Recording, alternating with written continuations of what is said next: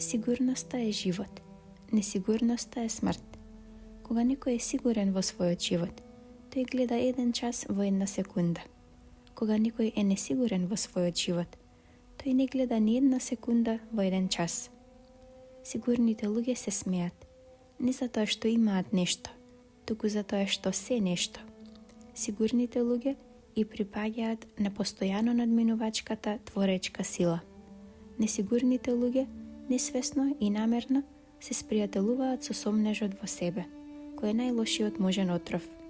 Штом ке се спријателат со сомнежот во себе, принудени се да се спријателат со некој друг, а тој некој друг е самоуништувањето. Кога некој е сигурен, тој го чува тоа што го има и тоа што е. Тоа што тој го има е едноставност, искреност, спокојство, чистота и многу други божествени особини. Тие божествени особини треба да се чуваат. Кога некој е сигурен, само тогаш е во положба да ги чува. Кога добро се чуваат, тие можат најзадоволително да ја играат својата соодветна улога во физичката свест, виталната свест и менталната свест.